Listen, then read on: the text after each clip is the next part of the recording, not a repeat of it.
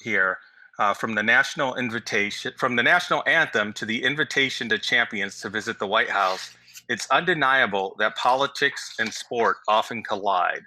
Why does sports offer a good forum for politics? Um, I read your reading responses, and I think one of the good answers I saw that was by Tamia, and she said that our national identity as Americans is defined by sports because we incorporate sports in almost everything we do. Somehow, sports will always be a part of our advertisement and promotions of different things. Athletes are also looked at as role models to young adolescents, and they will always play a part in influencing the next generation. Can you expand on that, Tamia? Are you here, Tamia? I don't even know if Tamia's here. Yes. Okay. So can you expand on that a little bit? I guess I was just saying, like, sports, they play a big part in our lives, like, and it's like nationwide, so everybody looks at sports, and that's a like great way to get your point across sometimes. I don't know. Mm-hmm. Um No, that makes sense. Um, Anyone else want to comment on this? Cameron, are you here, Cameron? Nope, Cameron's not here. Yes, I am. Oh, you are? Okay. So, Cameron, one of the things you noted was how sports can be a tremendous help for politicians because it's an easy way to connect with people. Can you expand on that a little? Uh, I think the example I put was like Barack Obama being like, it's like, I know, I want to say he went to like some Laker games. I want to say. Mm-hmm. So, for like young voters or just voters in general, it's like, all right, me and Obama both like, the Lakers. So, you know what? I'm going to post my ballot for him. Just Mm-hmm. saying like that. That's basically what I was aiming at. Yeah, it gives them it gives people just a way to link with politicians in general. Um, Right. has this for anyone in the class? Has there been a link with a politician in sports that kind of made you think like, oh wow, that's kind of cool? Jimmy Carter and the Atlanta Braves. Oh really? That's a good one, Brett. Yeah, exactly. Of And course. Jimmy Carter also grew up selling peanuts at Atlanta Motor Speedway. So Jimmy Carter's been heavily involved with sports before and after he was president. Mm-hmm. And that's not a politician you would kind of think of in that vein, but yeah, absolutely. I know when growing up in Chicago, so this is a little localization here for me, but um, I didn't know much about politics in terms of city politics, and I just know that my family, for some reason, I don't even know why, but they were not fans of Mayor Daley. And if you know anything about city politic history, the Daley family, there's no term limits in Chicago. So the father and the son controlled Chicago politics. They were mayor for about 50 years combined. But anyway, my family wasn't a big fan of Daley, and I didn't know anything about politics, but I loved Mayor Daley because he was a diehard White Sox fan. And so, in a city full of Cubs fans, that was like one endearing quality he had. So I didn't care, what he did with the city at the time. I was a teenager, but I loved that he was a season ticket holder for the White Sox. Um, so then I had you guys watch a little video on uh, paid patriotism, and I love that we had a bunch of varying opinions. Excuse me, a bunch of varying opinions about this, and that's great. And of course, there's no right or wrong answer. It's just how you how you back up your answer.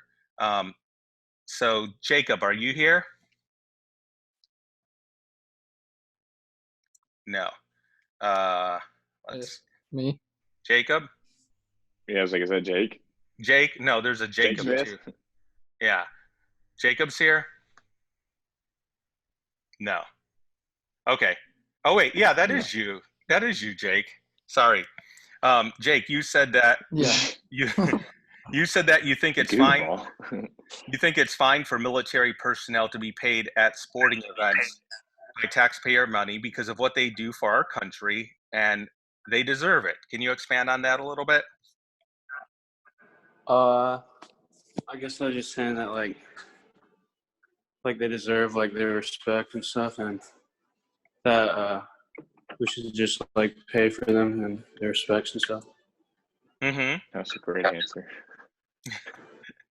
All right. Very So complex. there are other people who Very thought-provoking. there are some people who had a different perspective, and then some people who took the middle ground on this. I think, Abby, you kind of had a different perspective on this. What's your take on it? If you had a different perspective, I think you did. Honestly, I don't even remember what I wrote.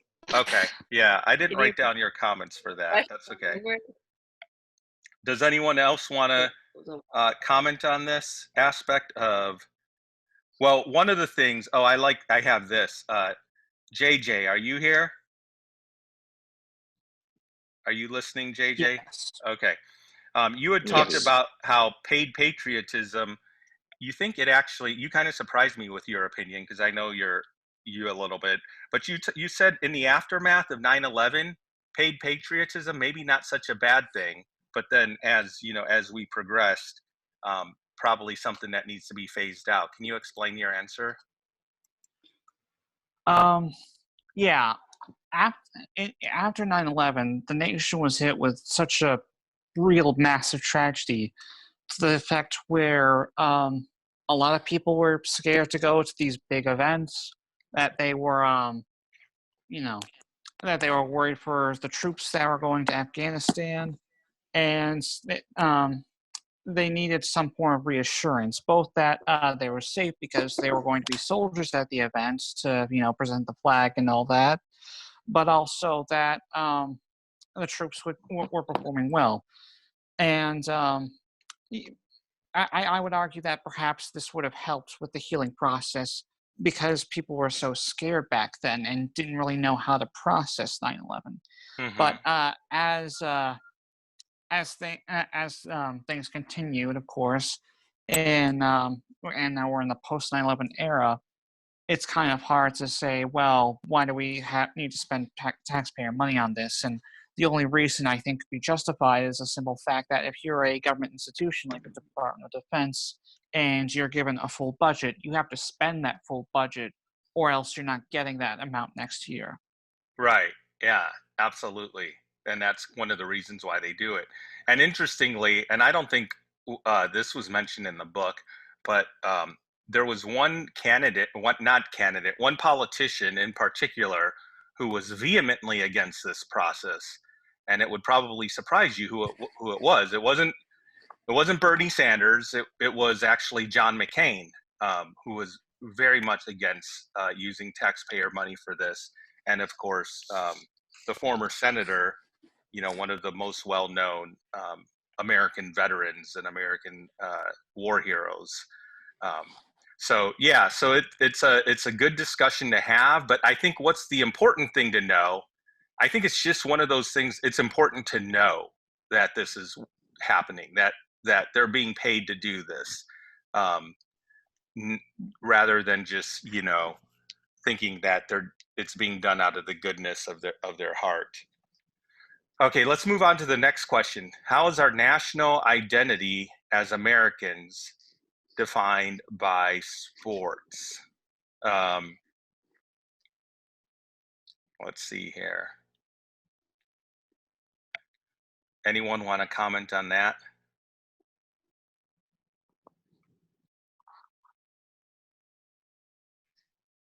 Who talked about the Olympics? I did. All right, tell us about the Olympics. And I just how said that relates. Well, I said that around the world, like, we're probably noted as a more or less like a NBA, Major League Baseball, and especially a football-driven country. But when we go and compete at the Olympics, we can actually, flex the strength of our athletes and truly show our patriotism by competing and, kicking ass at the Olympics. And that's what I was trying, kind of getting at on that. Yeah. Yeah, the Olympics is definitely a big example when people come together. And I think what I love about the Olympics is how that is one place where people where a lot of our political differences will get put aside because everyone's just cheering for their country, and it's the same in every other country as well. So that is definitely a place where we celebrate our national identity. I think the video is ready to play now, so let's see if I can get that up here. And when I play videos for you guys, do you see it okay? For those of you that Yes. are seeing Yeah. things, okay. So let's see here.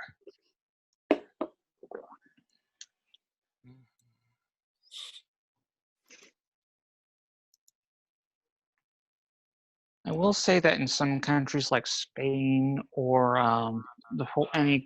former Yugoslav state, the sports is actually a bit more contentious there. For instance, in Spain, you have the civil war, and the healing could only begin after Franco died. And as a result, you have a lot of people in Spain who all have their own ideas. You've got anarchists, communists, fascists, Mm-hmm. all those people, and that actually does have an effect on sports sometimes. And in former Yugoslavia, I had that story about how there was a soccer game, and the Serb team was playing against a team of Albanians, and some guy flew in a drone with a map that the Serb team just tore down instantly because the map included an independent Kosovo. And if you don't know, Kosovo is a part of Serbia with an ethnic Albanian majority, and the people there, they've been trying to be independent since the 1990s, but it's never happened, and the Serbs are not going to let it happen. Wow. Well, that's interesting. So yeah, other countries, it's even a bigger deal. All right, I'm going to try to play this video here from ESPN 30 for 30, and let's hope it works this time.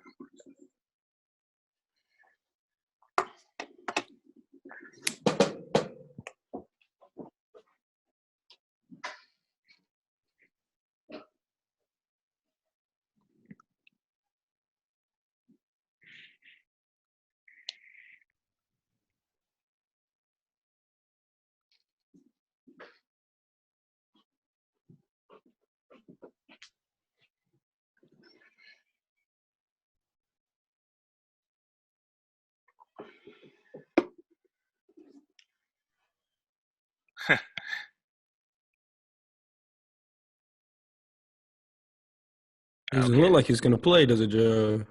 It looks like it. I really want you. Oh, here we go. Yeah, but the video's not loading. I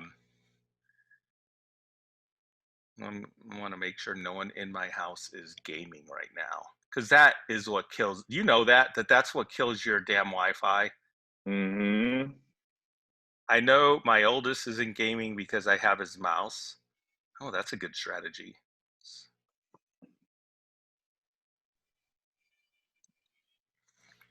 Okay.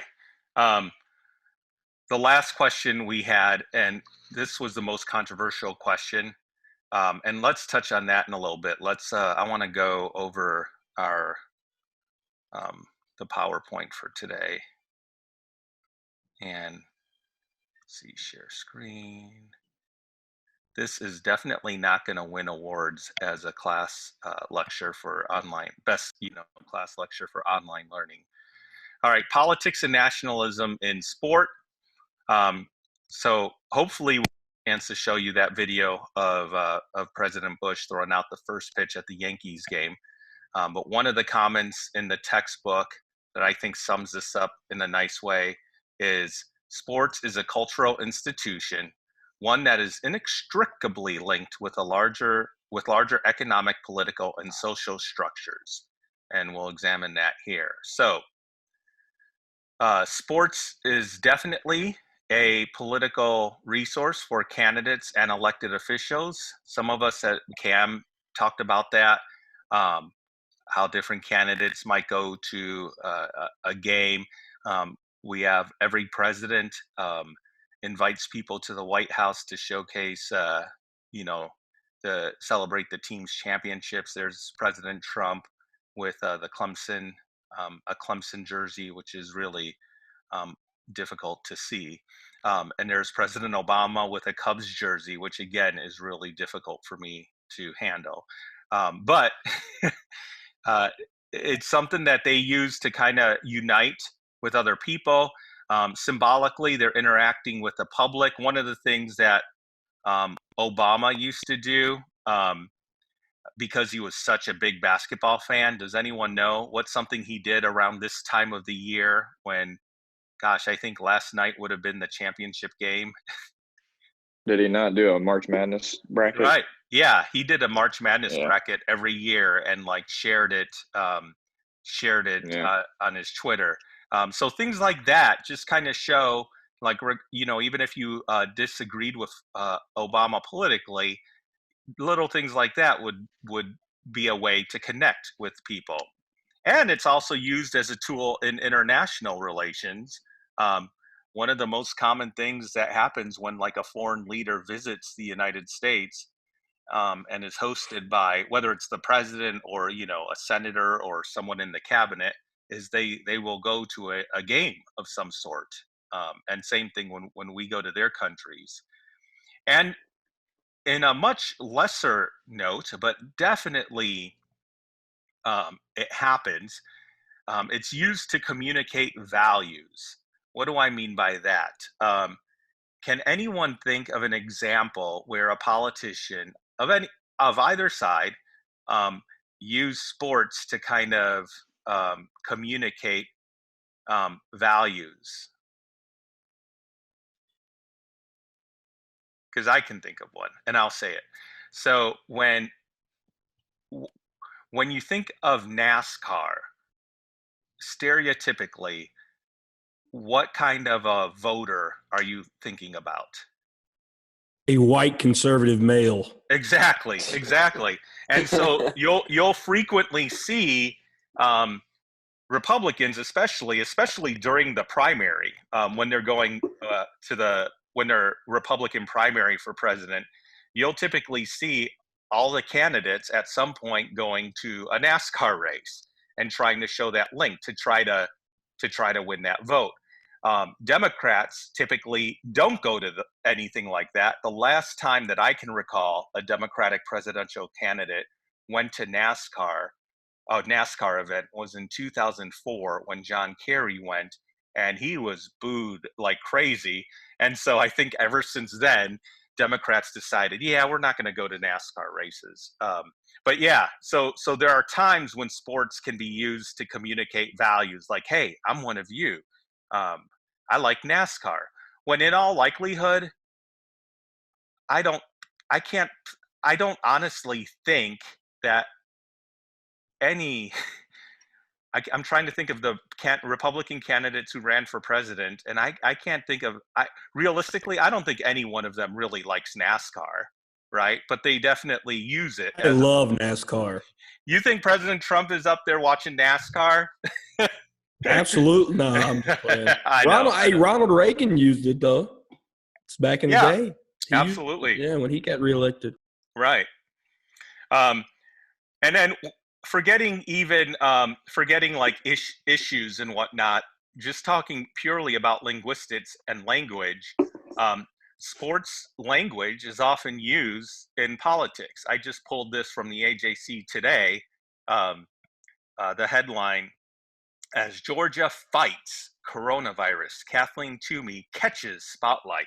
I mean, very sportsy type words, fights and catches, but they're used in political talk, and vice versa.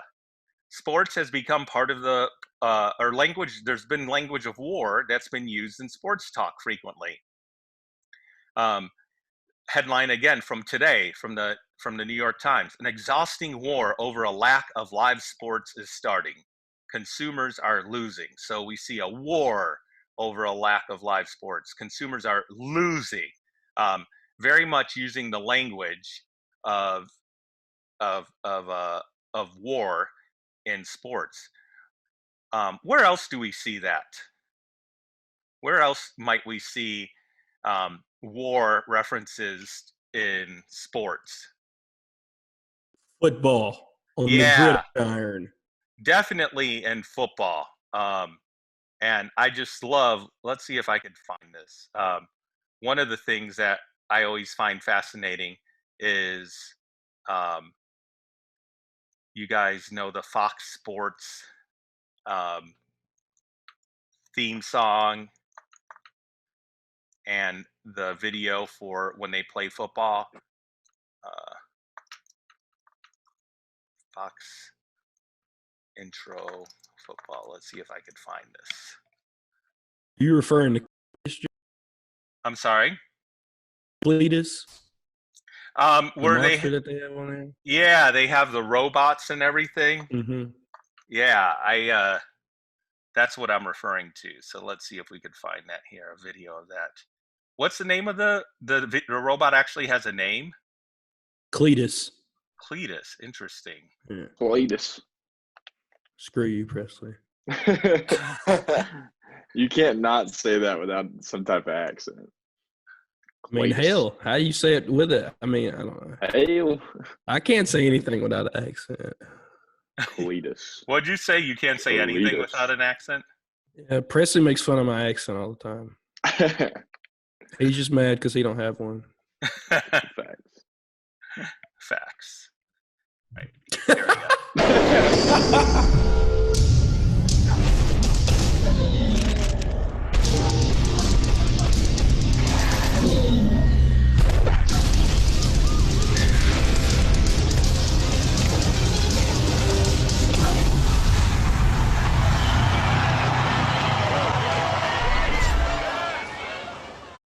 Yeah, there's Cletus in all his glory. I got a Cletus action figure. Oh, you do? I didn't know those existed. Yeah, they made them for every one of the 32 teams, so I got a Panthers one. So we always see, definitely, and even the announcers will always use, and the little intro videos, they'll use war talk in sports talk. So sports and national identity, one of the things we talked about, it's how we identify with our country. It helps us develop a collective consciousness, especially around the Olympics and the Super Bowl and big time events, March Madness, where that becomes the focus. And as a piece of entertainment, just like movies often do, what sports tends to do, and what we tend to do with sports, is we dramatize history. And in our dramatization of history, we're typically affirming American values. And I'm not talking like specific values here necessarily. I'm just talking about, we affirm values of like patriotism and, good versus evil and things like that. And that's what we do typically in sports. But one of the things I wanted to ask, and again, no right or wrong answer here, but do we often overemphasize this? Do we overemphasize the us versus them mentality when we're talking about sports?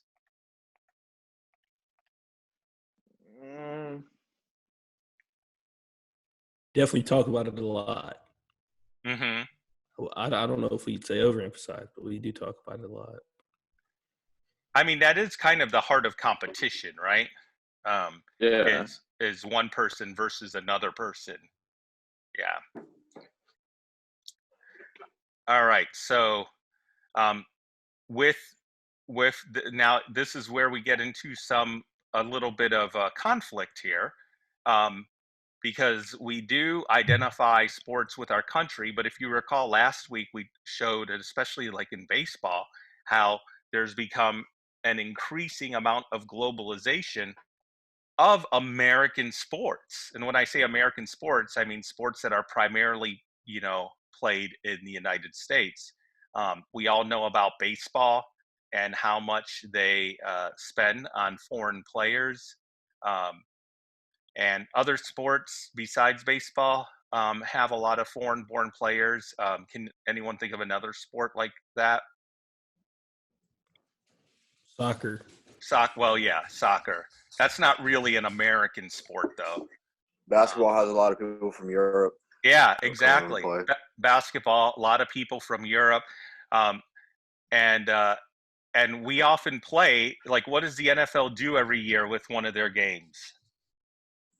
They go into like London or Yeah, Mexico. Jack's playing London every year. Yeah, they Yeah. had 3 of them this past year. They were planning on having 4 this upcoming year, but right. COVID-19. Yeah, they always play games abroad. The NFL does that. Basketball does the NBA play games abroad?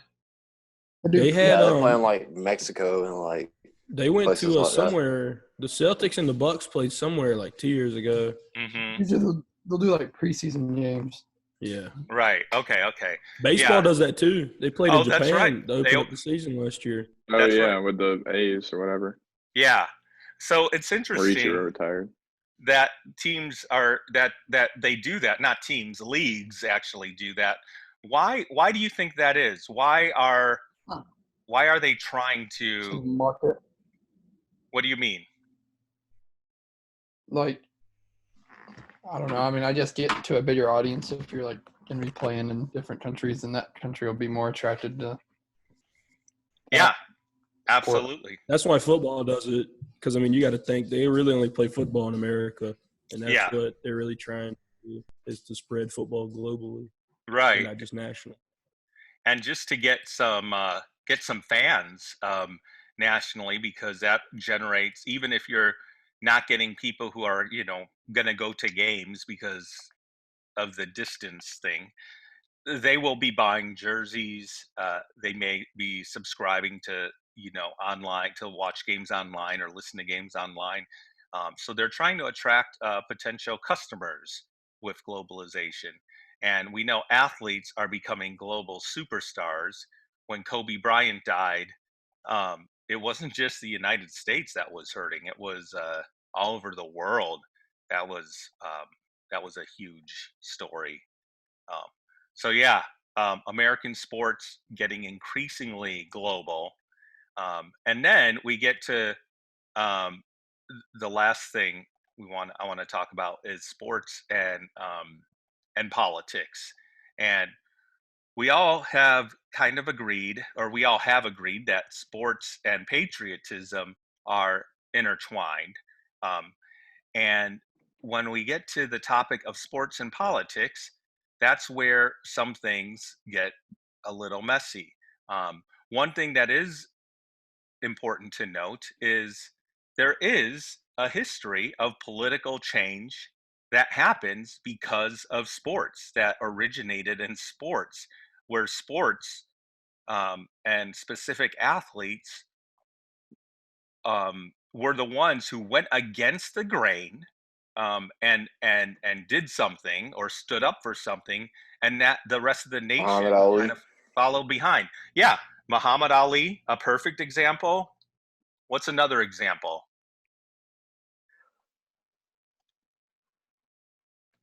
Obviously, I mean Jackie Robinson. But Jackie Robinson, yeah, absolutely. Everyone knows that. Yeah. Also, even not. Let me stop sharing screen so I can see all your pretty faces. Johnny Manziel. What did he do? He did a lot of stuff. Are you guys? We're all coming back from summer. Are you seeing me now? Yeah, we've been seeing you. Yeah, we don't see your screen. Oh sir. crap! Oh Yeah. yeah. Oh, well, that was my bad.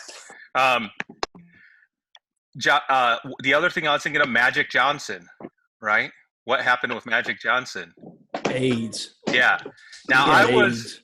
I was in high school when that happened, and I can tell you, up until that point, AIDS was very much like, it's one of those things. We knew what the science said as a society. We knew that AIDS, Just didn't care. yeah, we knew that AIDS, it wasn't a gay disease as what a lot of people originally thought. We knew that heterosexuals can get AIDS too. We knew that there were people who got AIDS, because of, at that time, things like blood transfusions and whatnot, because they didn't screen for AIDS, because they didn't know about it. But still, the national sentiment was, oh, I'm straight. I don't have to worry about getting AIDS because that's that gay disease. And when Magic Johnson, who was, I'll just say, one of the top uh, faces of basketball at the time, when he got AIDS, that's when shit got real for people in this country. And so that's another great example of how sports really helped make it real for people. Hey, there's something I think in the last month we can even, where sports Rudy Gobert, Coronavirus. COVID-19. yeah. To me, when Utah Jazz player, who what was the name, Rudy Gobert. Gobert. Yeah, Rudy Gobert had coronavirus and was the first NBA player to get it, and the NBA canceled their season. That's when shit got real. So sports often leads the conversation rather than follows the conversation. So with that said, my last question in your reading response was, why are some athletes celebrated for espousing their political beliefs while others are demonized? And there was a lot of great discussion about this in your reading responses. And I don't know how I'm going to do this. Let's see, because so many of you talked about this. Connor, one of the things you said, are you here, Connor? Yeah, I see you. One of the things you said, I think in many ways it depends on who the athlete is, what color their skin is, and in what sport do they play. Expand on that a little bit. What do you mean by that?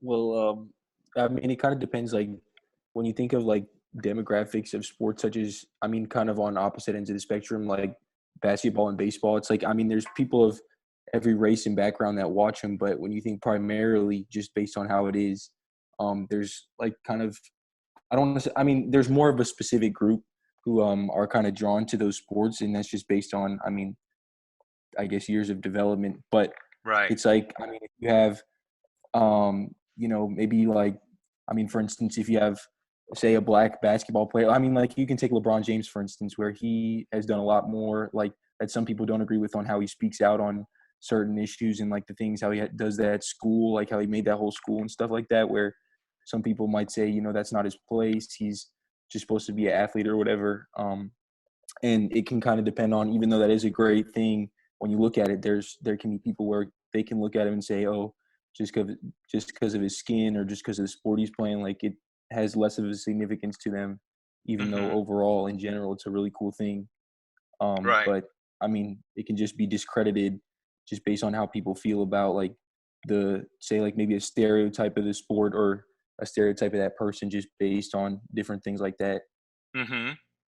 Yeah, I understand what you're saying. That makes sense. Abby, you talked about how some athletes are celebrated rather than demonized because they speak what the audience wants to hear rather than what they actually believe. What do you mean by that? Oh, can you unmute yourself? There you go. Okay, is it good? Yeah. Okay. Some athletes just kind of want to put on a pretty face, maybe be a role model. They don't really gather negative attention if that were to bring it. And some people like Colin Kaepernick, he stood up for what he believed in, and he got a lot of negative backlash. So that's kind of like the two opposing figures. He wasn't afraid to say what he truly believed, instead of just painting a pretty picture. Right, right. KD, you like it when athletes take a stand. You said when a popular athlete takes a stand, it shows character. As an athlete, the use of your platform is everything, and shows those around you what your perspective is. Is he even listening to me? KD? Yep. Yeah. So what do you think about, you had stated that when a popular athlete takes a stand, it shows character. What do you mean by that? I just feel like popular athletes, they have a huge platform and everyone gravitates to whatever they say. So like you can say 2 words and a million people are gonna like take that and run with it. So I just feel like if you're gonna really believe what you're saying and convince other people to believe what you're saying, then that's a real huge thing. Like whether it's negative or positive, like it just really shows your true character. Uh-huh. Mm-hmm. Andrew, you had said that people want to hear their opinion, what they believe. In other words, people want to have reinforcements of their own opinions. And in this world, no matter what the issue, person, or whatever, someone will always disagree. Some people do not even understand why they disagree. They just disagree. I love that sentiment. Oh, and Andrew's not here. Andy's not here. Yeah. JD, you said if they are good and well-known and an accomplished athlete, their beliefs will often be celebrated. But if you aren't that good of an athlete and not very accomplished, then you will not be listened to. Explain that a little bit. When I was talking about that, or writing about that, I kind of went off the mindset of like what I was thinking about with Colin Kaepernick. Mm-hmm. Like his political beliefs, like that when he started kneeling for the national anthem, he kind of started this chain reaction, which he wasn't really well received by it. But if you look at him, he wasn't really that good of an athlete and like that good of a performance and well accomplished on the field. But if you look at some of the other people that he was able to bring in and help do it, they didn't really suffer the same repercussions that he did. Right. That makes sense. And you think if Patrick Mahomes were to start kneeling for the national anthem, I highly doubt people would love it. Yeah. Then there's no way the Chiefs or even the NFL would, kick him out of the game. Yeah, that's a really good point. And I don't think that's, I think just like any political discussion, it's so easy to get wedged into, this side and that side, but there always has to be context. And that's one of the things I struggled with the Colin Kaepernick thing is, a lot of people say, oh, he was blacklisted because of what he did. And yes, that's partially true, I think, definitely. But he was not at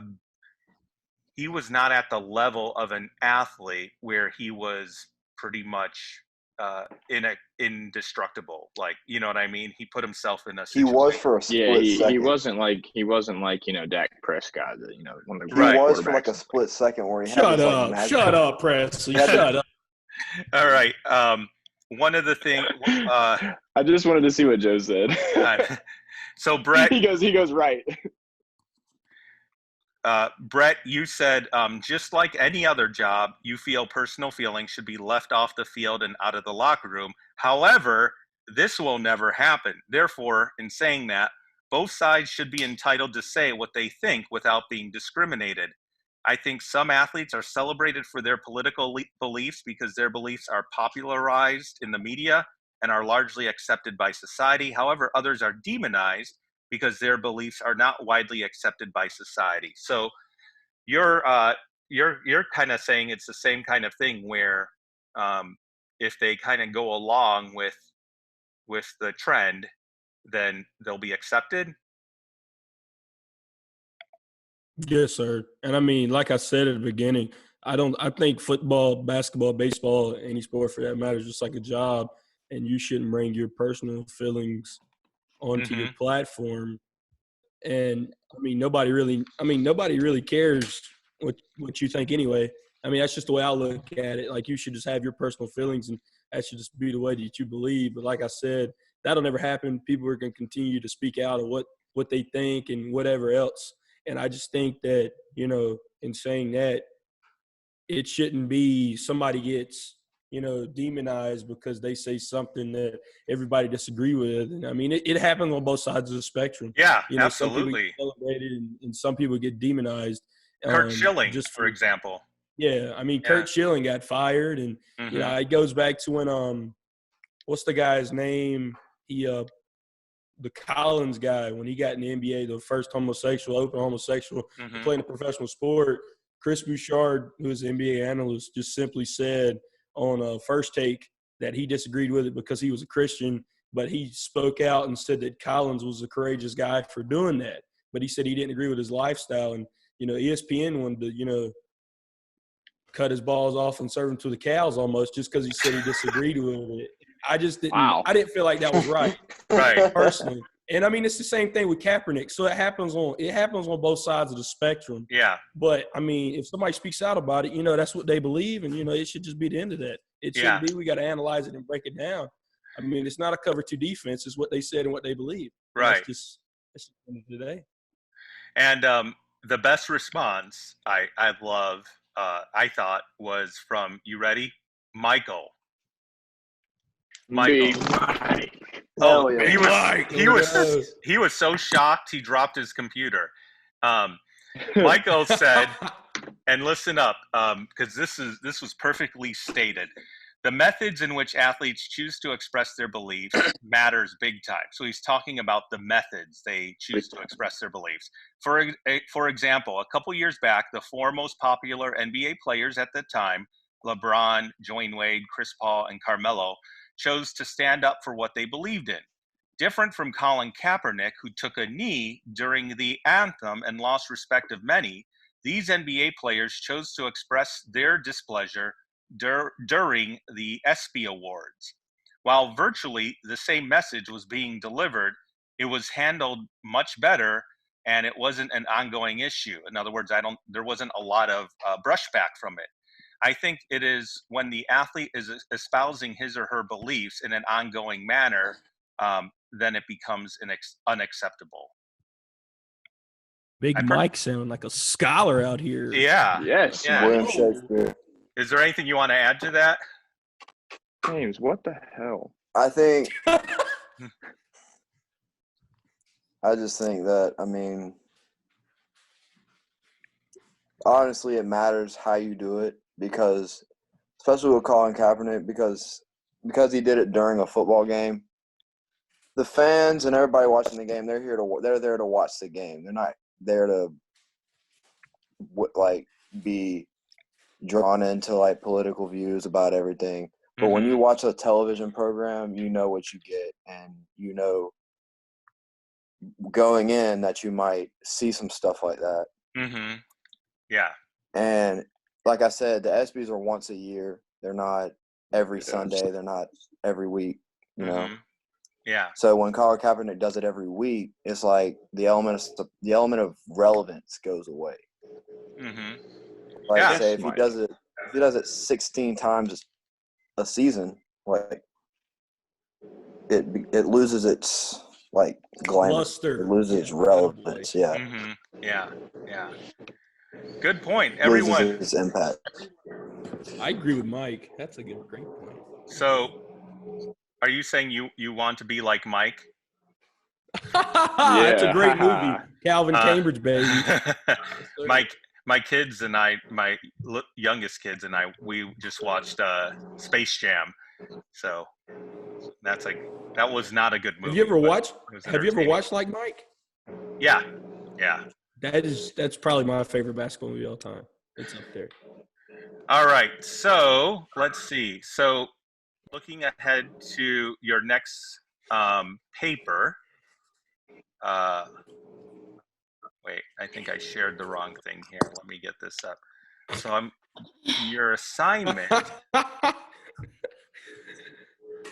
for James is a goofball. No. Who's a goofball? James. Just look at his screen, Joe. Yeah. Oh, jeez. All right. James, Okay. you need to go join the theater department. All right. So for your assignment, for your last case study, here we go. You're examining something related to the topic, race, ethnicity, or sport, or politics, nationalism, and sports. So either one of these topics. Just like your other papers, again, this is a subtopic within the topic. So I'm not looking for a general overview, which is kind of what we're doing in our prompt responses and in our class discussions.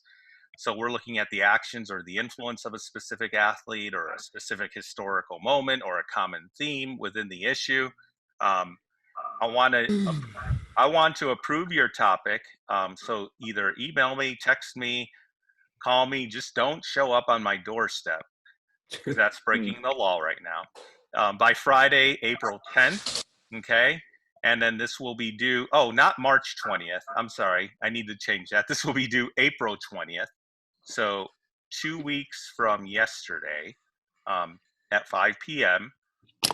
Just like your last paper, APA style, 4 sources, and I want you to remember and reinforce this, that this is 20%, not 10%, like your previous papers. Because if you recall, with losing out on a week, I just went ahead and scratched one of your case studies. So this one is a big one. So make sure you spend some time on it, because what else are you going to do during quarantine? There are some automatic deductions here. If you turn it in after the deadline, because this is 20%, so it's going to be graded off of 200 points. I'm deducting 10 points for every 12 hours it's late. So it's still a full letter grade for every 24 hours. And then there are some other automatic deductions. Okay, any questions on that? So that is listed in Canvas. And then the other thing is your reading response is due next week for what we're going to talk about next week. And that is going to be on sports and gaming and things like fantasy sports and esports and stuff like that, and gambling. And this is the prompt for that. Let's see here. So I'm going to read chapter 9, and you're going to watch this, and then you're going to answer these questions. Does gambling benefit or is it a detriment to sports? A question about fantasy sports, a question about you and your gambling or lack of gambling habits, and what do you think of esports here? So that's what's due next week. Your paper, remember, get your topic to me by Friday, and I guess I will see you then next Tuesday. Bye. Bye, guys.